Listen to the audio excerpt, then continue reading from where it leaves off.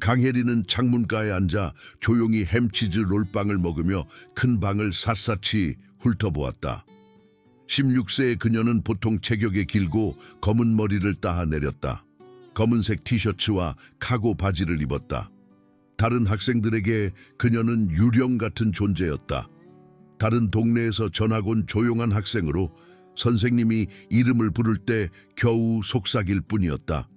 그들은 강혜린이 지난 3년 동안 비밀리에 중은사 훈련을 받았으며 15세에 레인저 스쿨 요구사항을 통과한 최연소자가 되었다는 사실을 전혀 몰랐다. 그녀는 특별한 젊은이들을 무기로 만들기 위한 극비 프로그램의 일부였다. 은퇴한 장군인 그녀의 어머니는 그녀가 임무 중 부상에서 회복하는 동안 평범한 학생으로 위장하도록 준비했다.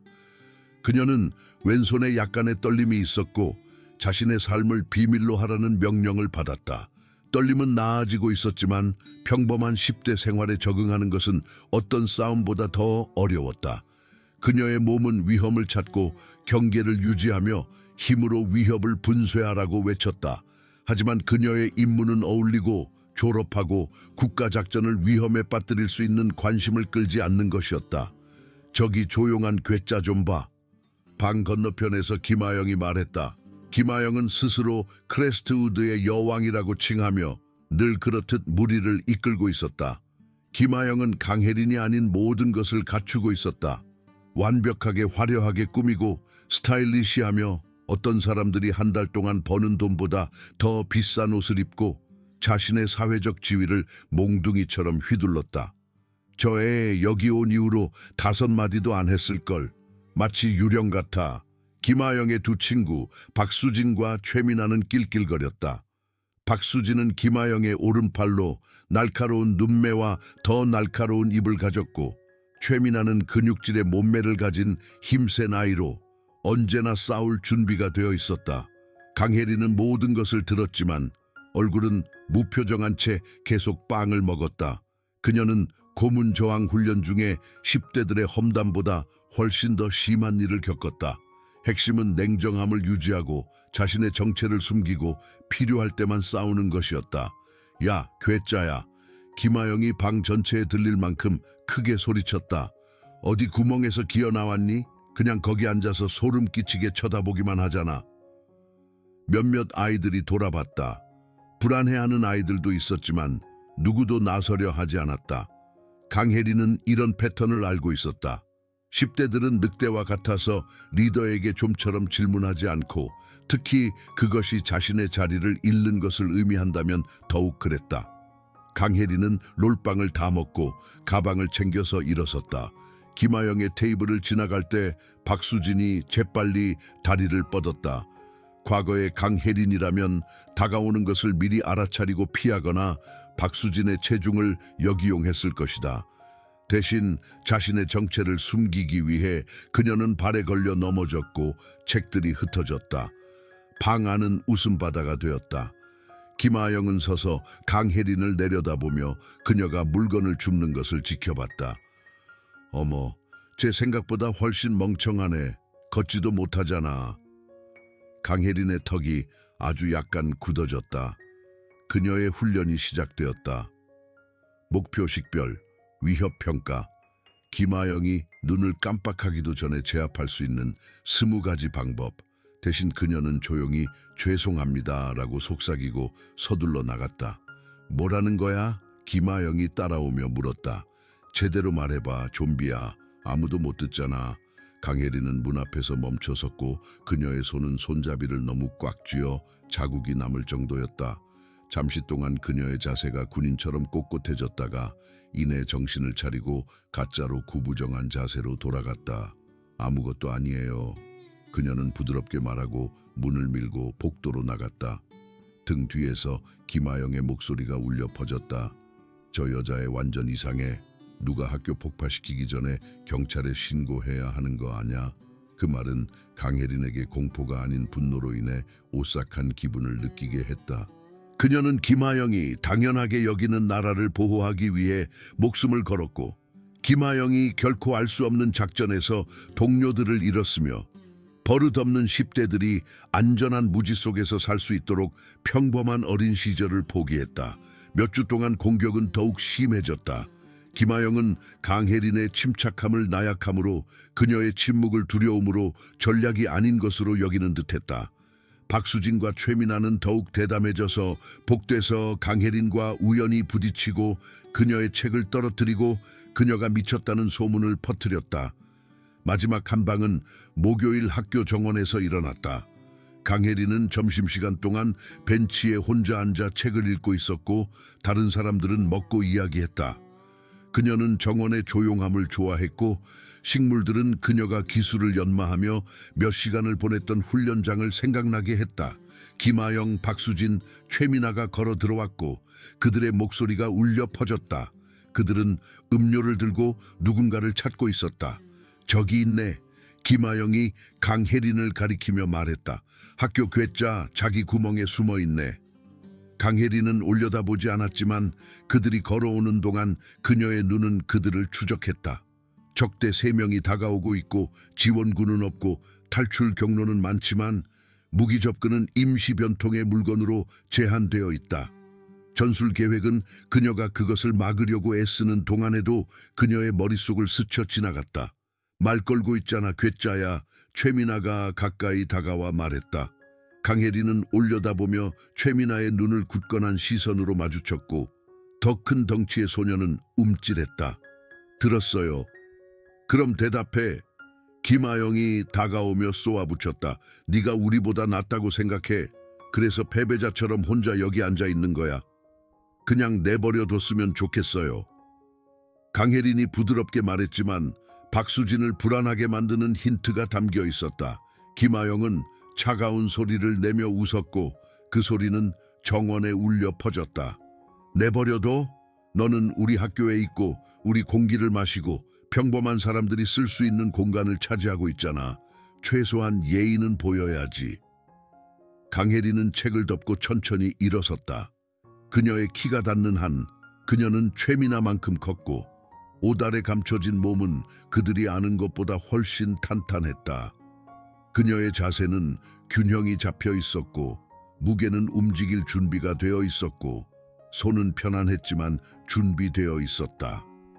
세 소녀는 그 변화를 알아챘지만 무엇이 다른지는 말할 수 없었다.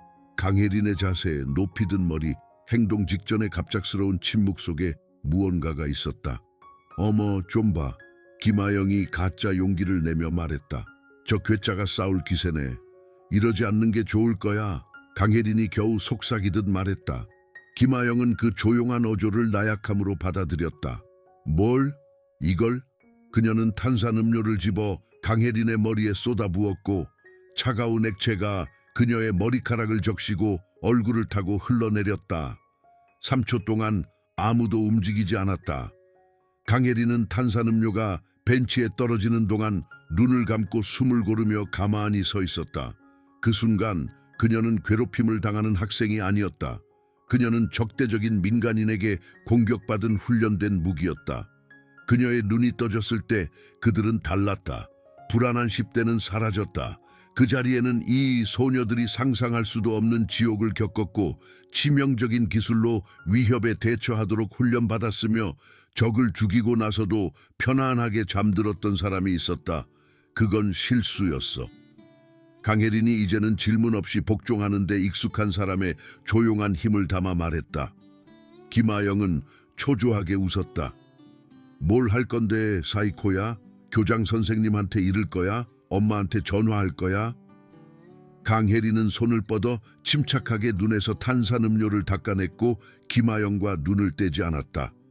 마지막으로 물러설 기회를 줄게. 어머, 무서워라. 김하영이 친구들에게 돌아서며 조롱했다. 저 괴짜가 뭘 할? 강혜린이 움직였다. 그녀의 첫 번째 발걸음은 단 한 번의 움직임으로 간격을 좁혔다. 그녀의 두 번째 발걸음은 그녀를 김하영 바로 앞에 데려다 놓았고 김하영은 강혜린의 눈에서 강철을 보고 그녀가 여전히 사용하는 군용 비누 냄새를 맡을 수 있을 만큼 가까웠다. 김하영은 뒷걸음질 치려다 비틀거리며 벤치에 넘어졌다. 박수진과 최민아가 강혜린을 에워싸기 위해 움직였지만 그녀는 이미 그들을 추적하고 있었고 생사를 건 싸움에서 해본 사람의 기술로 각도와 반응 시간을 계산하고 있었다. 내가 뭘 할 건지 알고 싶어? 강혜린이 조용하지만 위협적인 목소리로 물었다. 왜 친절을 나약함으로 착각하면 안 되는지 가르쳐 줄게. 최민아가 먼저 달려들어 뒤에서 강혜린을 잡으려 했다. 강혜린은 쉽게 옆으로 비켜섰고 더 큰 덩치의 소녀가 비명을 지르게 만드는 악력으로 최민아의 손목을 잡고 그녀의 체중을 이용하여 넘어뜨렸다. 최민아는 망설이다가 강혜린의 머리를 향해 마구잡이로 휘둘렀다. 강혜린은 몸을 숙이고 최민아의 방어선 안으로 들어가 명치를 때려 숨을 헐떡이며 무릎을 꿇게 만들었다. 모든 일은 5초도 채 걸리지 않았다. 김아영은 얼굴이 창백해진 채 뒷걸음질 쳤다. 너 미쳤어. 사람을 함부로 공격하면 안 돼.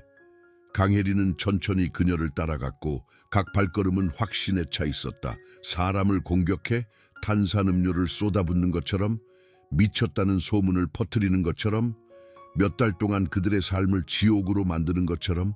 그건 다르잖아. 김아영이 말을 더듬었다.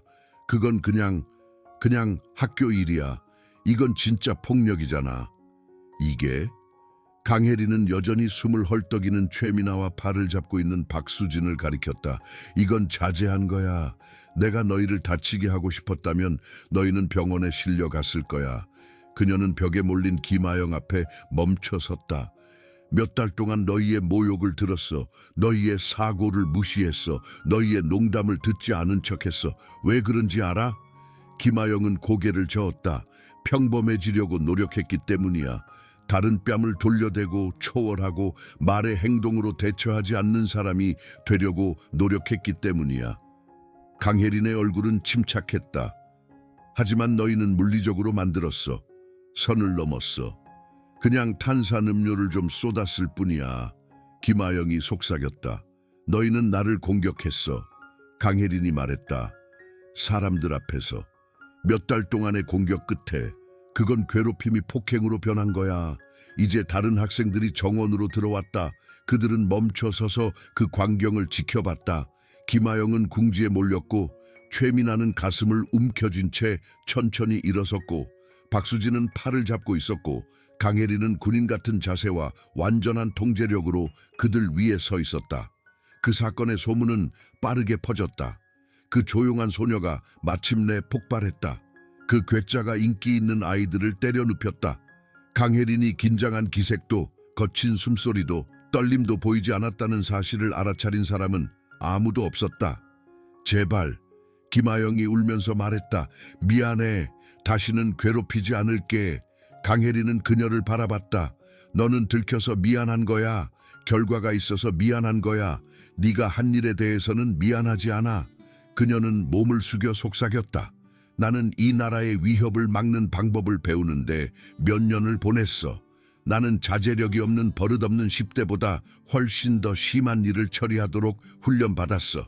네가 여전히 서 있는 유일한 이유는 내가 너를 내버려 두기로 선택했기 때문이야. 김아영의 눈이 커졌다. 너 군인이야. 나는 네가 건드리고 싶지 않은 사람이야. 강혜린이 대답했다.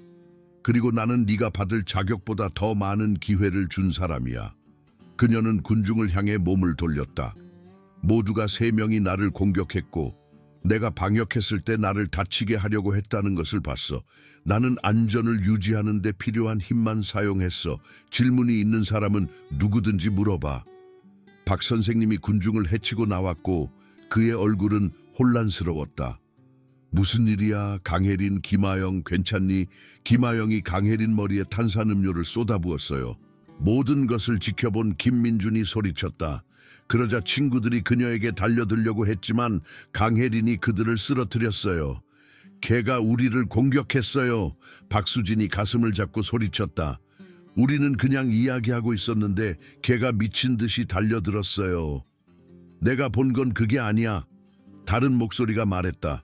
더 많은 학생들이 탄산음료와 소녀들의 강혜린 공격에 대해 이야기하며 입을 열었다. 박 선생님은 내 소녀를 번갈아 바라보며 강혜린의 탄산음료에 젖은 옷, 김아영의 눈물, 싸움의 흔적을 확인했다. 좋아, 다른 사람들은 모두 나가. 너희 넷은 교장실로 가, 지금 당장. 그들이 걸어가는 동안 강혜린은 냉정함을 유지했지만 다른 3명은 속삭였다. 그녀는 부모에게 전화하는 것, 소송 위협, 자신을 피해자처럼 보이게 하려는 필사적인 시도 등 그들의 이야기, 조각을 들었다. 김 교장 선생님은 10대들의 싸움을 여러 해 동안 다뤄온 공정한 여성이었다. 그녀는 각 소녀가 자신의 이야기를 하는 동안 메모를 하고 질문을 하며 경청했다. 강혜린의 차례가 되자 그녀는 차분하게 공격, 사건, 싸움에 대해 자세하게 이야기했다. 강혜린 학생, 김 교장 선생님이 말했다. 학생들은 내 이야기가 사실이라고 말하고 있어. 하지만 네가 사용한 힘의 정도가 걱정되는구나. 박수진 학생은 네가 그녀를 때렸다고 하고 최미나 학생은 네가 그녀의 팔을 다치게 했다고 하더구나. 강혜린은 그녀의 시선을 마주쳤다. 저는 공격자로부터 방어하는 데 필요한 최소한의 힘을 사용했습니다. 박수진 학생은 제 머리를 향해 휘둘렀고 저는 저 자신을 방어했습니다. 최미나 학생은 뒤에서 저를 잡으려고 했고 저는 그녀를 막았습니다. 저는 싸움을 시작하지도 과도한 힘을 사용하지도 않았습니다. 걔는 거짓말을 하고 있어요. 김아영이 소리쳤다. 걔는 미쳤고 이걸 계획했어요. 쟤 얼마나 침착한지 봐요. 평범한 사람들은 싸움 후에 저렇게 행동하지 않아요. 강혜린은 김아영을 돌아봤다. 제가 어떻게 행동해야 하나요? 울어야 하나요? 떨어야 하나요? 변명을 해야 하나요? 저는 저를 다치게 하려는 사람들로부터 저 자신을 방어했어요. 왜 화를 내야 하죠? 김 교장 선생님은 강혜린을 바라보며 자신이 만났던 조용한 학생에게는 어울리지 않는 자신감을 확인했다. 강혜린 학생, 이 상황에서 너의 기술을 설명해 줄 만한 너의 삶에 대한 무언가가 있니? 강혜린은 생각했다. 그녀는 자신을 드러내지 않고는 훈련에 대해 말할 수 없었지만 설명할 필요가 있었다. 저는 호신술 수업을 들었습니다, 교장 선생님. 엄마가 직장 때문에 이사를 자주 다녀서 시키셨어요. 완전한 거짓말은 아니었다. 그녀의 어머니는 그녀에게 훈련을 시켰고 그들은 자주 이사했다. 조사는 2시간이 걸렸고 교직원들은 목격자들과 이야기하고 소녀들이 정원에 들어가는 모습을 보여주는 보안 영상을 확인했다. 결국 사실은 분명했다. 김아영, 박수진, 최민아는 강혜린을 찾아 탄산음료를 쏟아 그녀를 공격함으로써 싸움을 시작했고 그녀가 방역하자 그녀를 다치게 하려고 했다. 김아영은 탄산음료로 3일 정학 처분을 받았고 공격으로 일주일의 근신 처분을 받았다. 박수진과 최민아는 공격으로 각각 2일의 근신 처분을 받았다. 강혜린은 정당방위로 행동했기 때문에 처벌을 받지 않았다. 그 사건의 소문은 크레스트우드에 퍼졌다. 모두가 그 조용한 소녀가 애쓰지도 않고 3명의 불량배를 쓰러뜨렸다는 것을 알았다. 학생들이 강혜린을 대하는 방식이 바뀌었다. 이전에는 그녀는 유령이었다. 이제 그녀는 보이고 존경받았다.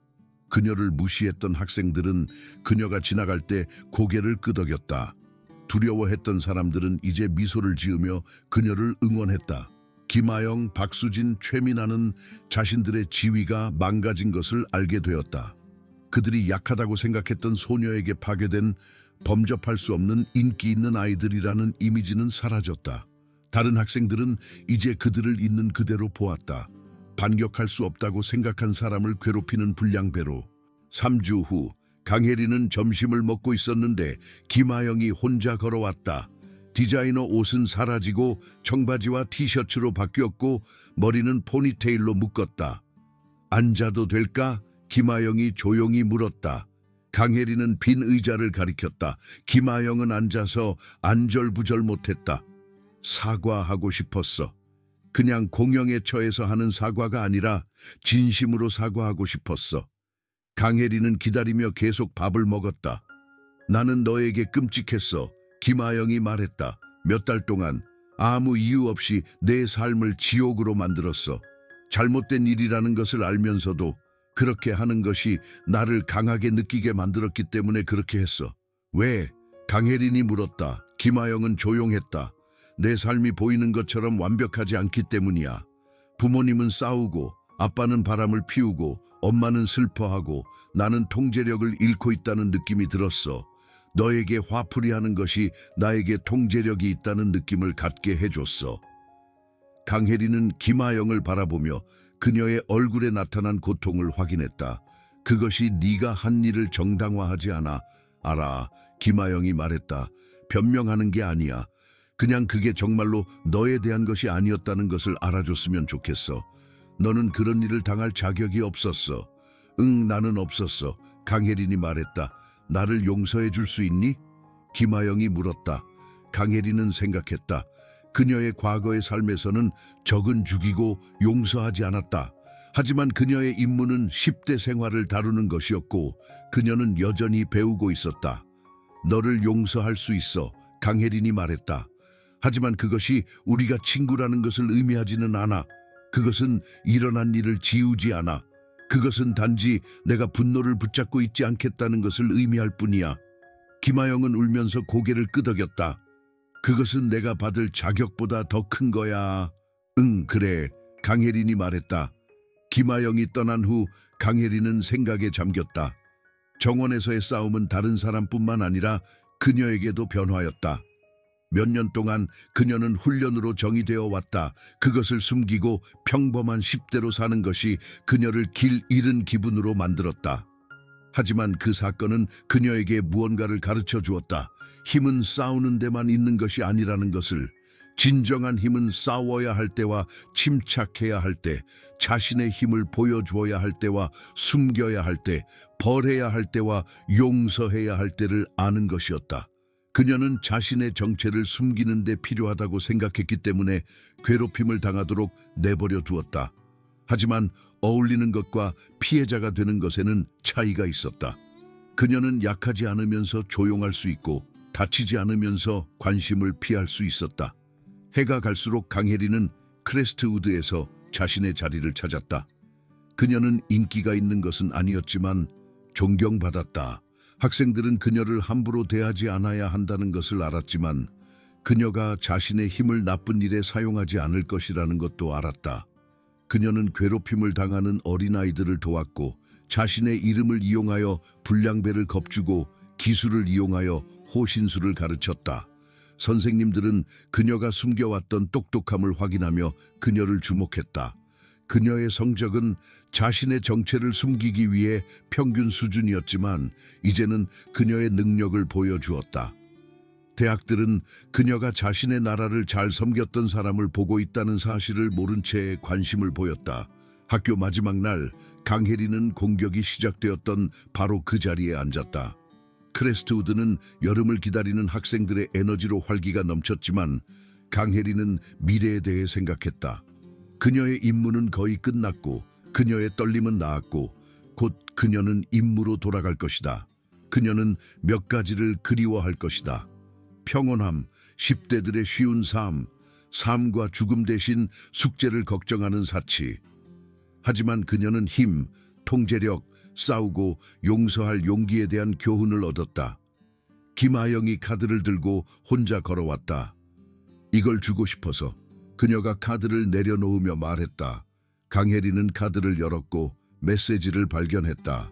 다른 사람을 다치게 하는 것이 강해지는 것을 의미하지 않는다는 것을 가르쳐줘서 고마워. 내가 받을 자격이 없을 때 자비를 베풀어줘서 고마워. 나를 더 나은 사람으로 만들어줘서 고마워. 메시지 아래에는 김하영의 이름과 함께 나는 여전히 네가 누구인지 모르지만 네가 특별하다는 것을 알아 라는 메모가 적혀 있었다. 강혜린은 올려다봤고 김하영이 작은 미소를 지으며 그녀를 지켜보는 것을 확인했다. 떠나는 거지. 그렇지. 그냥 여름 방학이 아니라 정말로 떠나는 거지. 강혜린은 고개를 끄덕였다. 그럴 줄 알았어. 너는 여기가 어울리는 것 같지 않았어. 네가 이상해서가 아니라 네가 김하영은 말을 더듬었다. 네가 여기에서 담을 수 있는 것보다 더 큰 무언가였기 때문이야. 잘 지내 김하영. 강혜린이 말했다. 너도. 그리고 강혜린, 네가 해야 할 일이 무엇이든 너는 그것을 엄청나게 잘 해낼 거야. 김하영이 떠난 후 강혜린은 그 말의 진실에 대해 생각했다. 그녀는 자신의 학교 생활을 자신의 진짜 삶에서 벗어난 것이라고 생각했지만 그것은 그녀를 다음에 올 일에 대비하게 해주었다. 전투에서 군대를 지휘하는 데는 불량배를 다루는 데서 배운 힘과 통제력의 균형이 필요했다.